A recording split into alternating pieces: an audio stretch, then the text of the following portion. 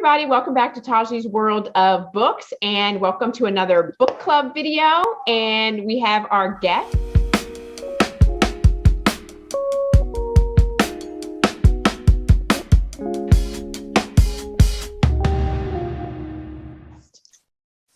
Charles. Hi, my name is Charles. I'm from the channel Books on Stereo. And so Charles and I, as you can see, we have decided that we are going to continue with our ongoing series of our book club. We're picking books, we're talking about them, sharing our thoughts with you. You guys seem to like our banter back and forth, so we're going to give you what you like. So today we are going to talk about the X-Hex by Erin Sterling. So this is our book of the month pick. And so we are super excited to get into what this book is about and give a spoiler-free talk, and then kind of maybe talk about spoilers or give you our rating and just kind of see what we get into today. How does that sound? Sounds good. Yeah. So do you want to give like a synopsis? Do you want to do the synopsis, Charles, and talk about what the heck this book is about? Yeah, so this book is essentially a witchy paranormal rom-com. So we have our two characters they meet during, I believe it's the summer solstice, which is like kind of like a party that witches have. It's not fully described in detail. Mm-hmm. Our two characters meet. Our hero is a part of like this really royal, like very regal line of witches. Mm-hmm. And they meet, and these two characters meet during the summer solstice. They have a little fling, and then things kind of take a nosedive when the heroine finds out that the hero is actually promised to marry someone back in Wales. Right. And so she's obviously devastated. So she and her best friend go and say, hey, let's put a hex on this guy. So anytime if he does decide to return, that hex will effectively activate. And then we jump 9 or 10 years into the future. Yeah. And then our hero is actually coming back to that same town to recharge the ley lines. The ley lines. And that's the start of our story. There you go. Yeah. So overall, like I'll kind of say like my initial thoughts on this. Like you said, it definitely is a rom-com situation. And my first sort of little bugaboo with this book is the whole part about him, like, because they had a summer fling basically during summer solstice, right? And it was like dynamic for both of them. It went really well. Like they both were very much into it. And I think he's like explaining to her that his father wants to, or has betrothed him to someone else.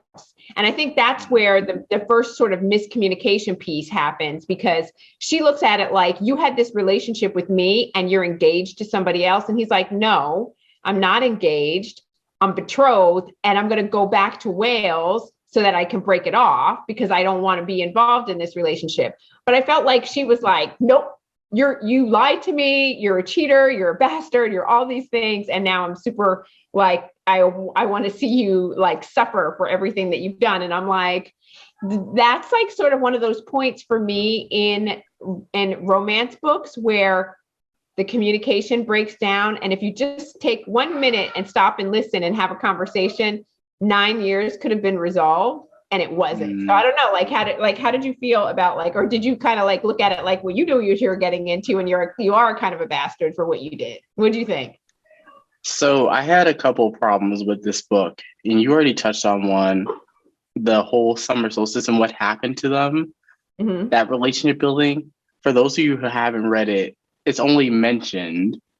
You only get to see the female character when she's like with their friend, like about to do the hex. You don't actually see any of that relationship form. Right. So then you get, okay, she's angry. And then the time jump is where things kind of like went a little bit awry for me. And the whole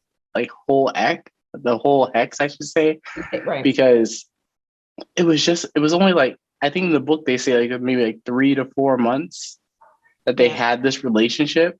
It was very short. It was a fling. It was really short. It was, like you said, it was a fling. And then we fast forward like 9, 10 years. Yeah. And like just now he has to come back. Like, I think you would like this book if you believe in the setup. If you believe that they form deeper connections. And that's why she did the hex and then everything else that happens after that. Right. Because that's, for me, that was the hardest part for me. Because I was like, it's been like 9, 10 years. I'm like, And you're that still has to be like holding a on to really, this. really good fling for you to remember it that long. Absolutely. For like, yeah, like you said, like 3 month fling, and 9 years later, you're still harboring resentments. And so when he comes back in town to recharge the ley lines, because his family lineage, it has to be someone from his lineage to do this. She and her best friend are like, oh, and I think they call him fuck bag or dick bag, or what do they Or call something him? like that. Yeah. Something, they call him like something, and they are like, right, again, like bashing him. And I'm like, well, I don't get it. Like, what really did he do other than not divulge that he was betrothed? But again, I feel like he said, I'm betrothed, but I don't want to be. And that was a mistake It's that I arranged. made. It's arranged. And she's like, so I don't know how you hold that against him, unless he said to you, well, I'm in an arranged marriage and so sorry, like, I'm not going to break it off or whatever. And so this was just a thing and you're nothing to me. Then be mad at him and be like all this other stuff. But to your point, it's been 9 years and you're still harboring all this stuff. And then like she sees, when the first time she sees him and he comes into town, his car break, because he has all this like bad luck that's happening. So he's starting to kind of get a sense that something's off with his magic, but he's not sure yet. And he runs into her, and his car, she basically runs him off the road as he's walking because he got a flat tire, and runs him into a ditch. And when she realizes it's him, she's like, oh, well, figure it out. I'm like, damn, that is brutal. Like, you know what I mean? Like, that was just brutal to me, like hardcore. I was like, I don't know how I'm feeling about you so much, girl. Yeah, I think what bothers me the most is that this author was before a YA author. I was like, I could easily see this. You remove the very minimal steamy parts, or you could have kept them in there, and you could have made them, and it could have worked as a YA book. It could have easily worked. Totally. I think another point that really kind of irked me was the world building. I think you really had to know like TV shows like Charmed or Sabrina the Teenage Witch, or very like common popular type witch properties, I should say. Yeah. Because they really don't explain absolutely anything. No. And they get this convoluted explanation on why the hex actually activated when our hero came back to town. Like, even though the hex was like done with like a candle that was bought from the like local store, and it was like they didn't have any like accoutrements to make it work, and it's just all of a sudden, or like they throw things like, well, this is a scrying mirror that I picked up at a thrift store, or this is how I'm scrying. Like, they don't tell you anything about how he communicates with his father or why their family has this long lineage. I just felt like we got thrown into it with not a lot of explanation. And then when you start to get into this other conversation about these other spirits, and like these spirits are like, what was it where one girl tried to do a hex or something and she died in the process, and they had to bind her. So I was like, what is going on and who is this? And I'm so confused and I don't give a shit. That was a character. She was making like some type of potion that's like pretty much like Viagra, but it wasn't called that. That's right. And that was causing some trouble with the way lines and everything like that. And then I think they tried to enlist her help, and then things go awry because in general, the hex wasn't supposed to work. Like, it was just a silly thing, but then you find out, and then it gets a little bit feminist to me with that explanation at the end. I was like, okay, I get what you were doing, but even the whole, there are no warlocks anymore. Everyone's called witches. I was like, okay. Right. I was like, it's a little bit on the nose, but like, I'll give it to you. But in general, I think if you don't question this book too much and you just expect a fun, fluffy, like Halloween-y, witchy rom-com, I think you would enjoy it. But and I guess you have to suspend disbelief a lot to really get behind the plot. And I'm too heavy duty a person for that. Like, I was into it like the first half of the book. I was like, oh, this is funny. And especially like with the cat was like hilarious. Like, what was this cat's like, Churchill, or what was the cat's name? I forgot the cat's name. Whatever the cat's name was. And especially when the cat started talking and started saying treats. And then when he saw him at the end, he called him a fuck bag again or something. I was like, this cat is freaking hilarious. Like, that was like the funniest part for me. But like I said, the second half of the book, I sort of like started to lose interest, and my mind started to wander, and I started to get distracted because it wasn't it wasn't catching me. The story didn't pull me in and make me want to go like, what's going to happen next? Like I'm invested in these characters. I wasn't invested. Even like at the end when things sort of wrapped up, I wasn't invested in them and I really just didn't care, you know? So, and that's never a good sign in terms of like, how a book bodes for me or how I believe, like how well I liked the book. Like, I think it was just okay for me, but I wasn't like, do I think I'm going to read something else by this author? Probably not. Oh, dang. I would say I'm interested to check out because she also has a thriller that's not romance. That's the Jane Eyre retelling, a Southern Gothic Jane Eyre retelling. I was like, I'm gonna try that out, but I like the writing. The writing was good. The characters were good. It's just some of the story elements. Like this felt like this could have been because I think because this book is doing so well, we're going to get a sequel for The Best Friend. Oh I yeah, think she was companion. I think she was lesbian, right? I'm like pretty sure so. like bi. Yeah, I think so. Yeah. So I was because I enjoy the characters. I think some of the plot elements needed a little bit more work, and this should have really been a series because like I think the university is really interesting to explore and going over with the teachers and all that dynamic. Maybe doing a romance where like I don't know, there's so much left to explain about this world that I can easily see the author setting more stories within this universe. So it was like a setup for you. So like this was like an introduction, but like not an in-depth introduction. She should have given more to us, and then maybe in the next book she might go back and like explain more, or tell us more about this world or what have you. Yeah, I would read more from this author, but it wouldn't be a priority. Yeah. So like if I get to, I get to. If I don't, I don't really care either way.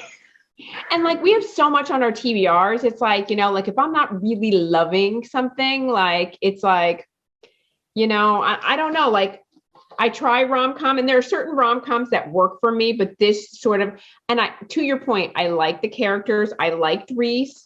I liked Vivi. I liked their sort of banter. I liked that the minute that she realized when they were trying to charge the ley lines and she realized like, oh crap, like she like fessed up and kind of told him what happened. And he's like, and I love that he didn't jump off like they didn't take themselves too seriously. They both were like, he was like, I was kind of a jerk off. I get it, but come on, did I really deserve that? And she kind of, so I did like them and I liked the characters, but the story for me it wasn't action packed enough. It wasn't gripping for me where it was like made me interested to want to know more and to have me keep going.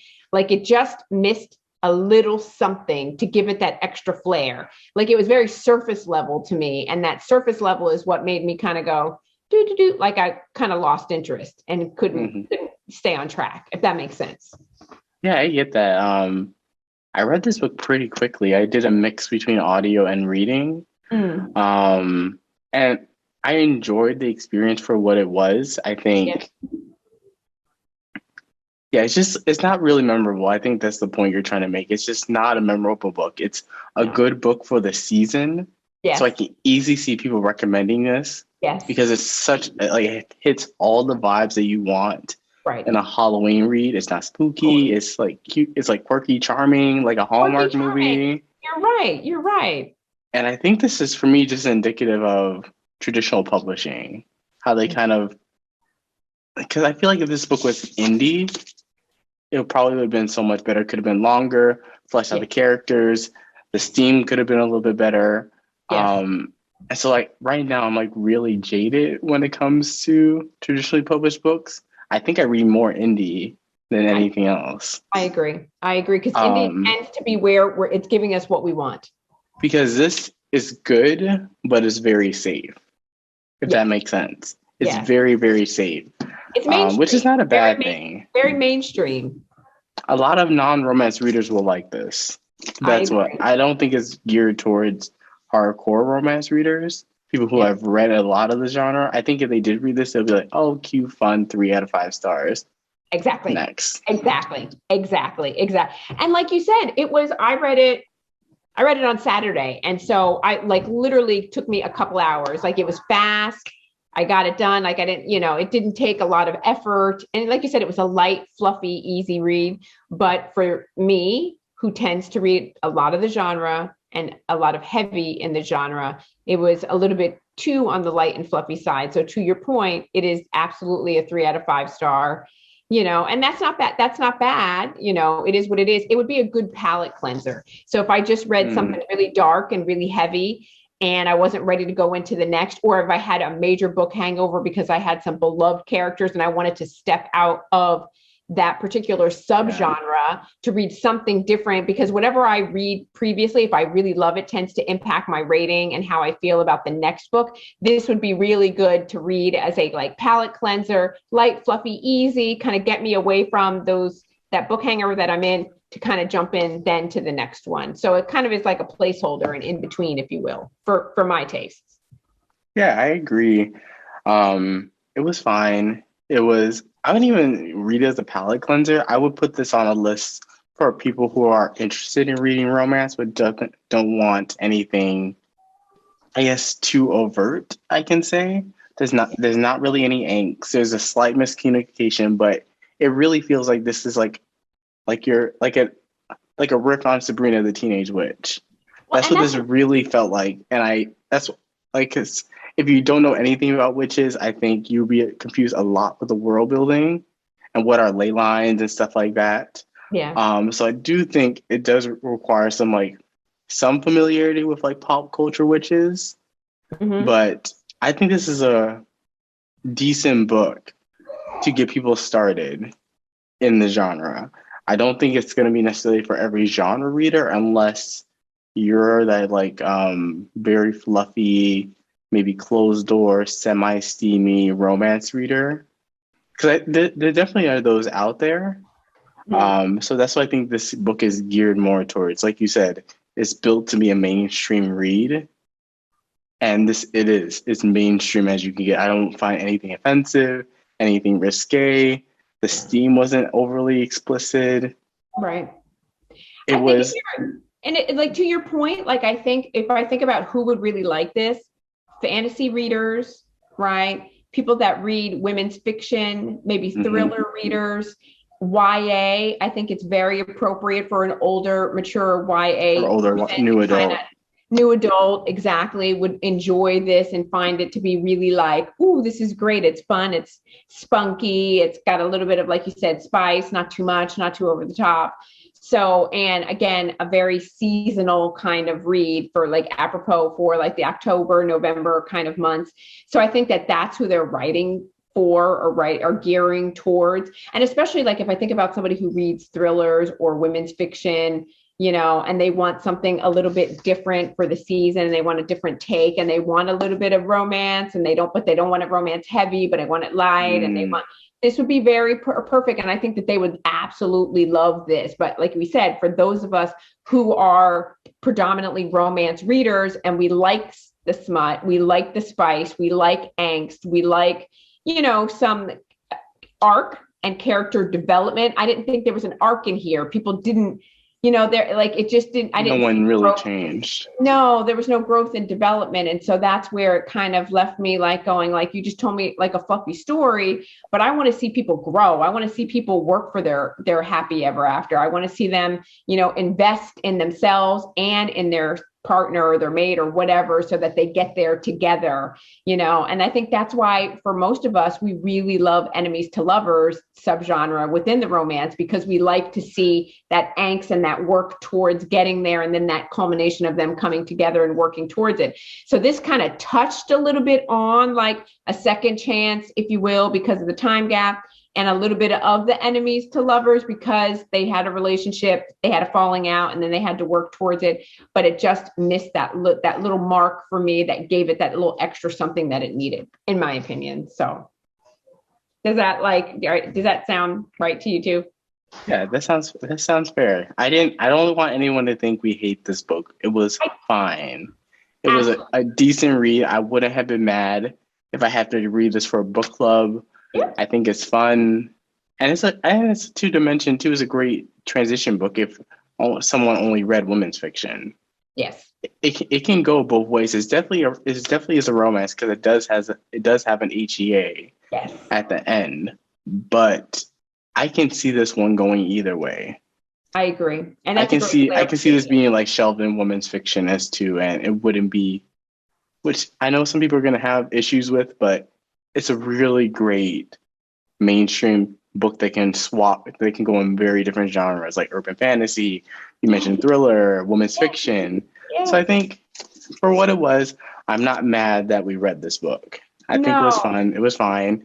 It's a pretty cover, good for Instagram pictures, but Great. It's great. And I love that. That's a great clarification because I did not dislike this book. I liked it. I liked it for what it was. But I was just, when we talked about reading this, I was like, oh, this is perfect for Halloween. I was really like, I think I oversold myself and I was really excited thinking it was going to give me more. And then I went, like, but it's still good. But like, I was hoping for more, but still good nonetheless. So that's a great clarification.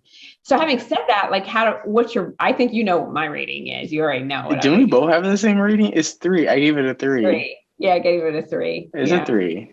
Yeah, for sure, for sure. And again, like you said, and now that I think about it, like when you talk about what her other book that she has out, a Jane Eyre retelling that's a thriller, I'm like, that sounds interesting. Like maybe not, let me not speak too soon. Like if you twist my arm, Charles, I think I could do it another time, but then I'm gonna be mad at you if it doesn't work.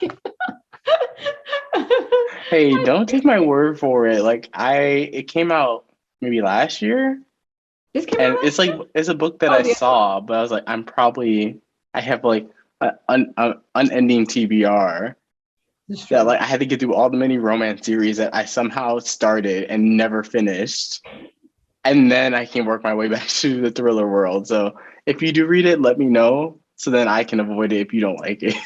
There you go. There you go. So like, but that, it might be like in, I don't know, 2022. I don't know before I actually, because I got so many things on the list that I keep trying to push up and moving up. So I don't know. We'll have to see when I get to Yeah. it. So, yep. So that's a 3. So anything else, any closing notes or anything else that you want to say about this before we sort of wrap it up and move on to our next one? And maybe we can tell people what we are. Well, let's talk about what our closing arguments are, our closing thoughts.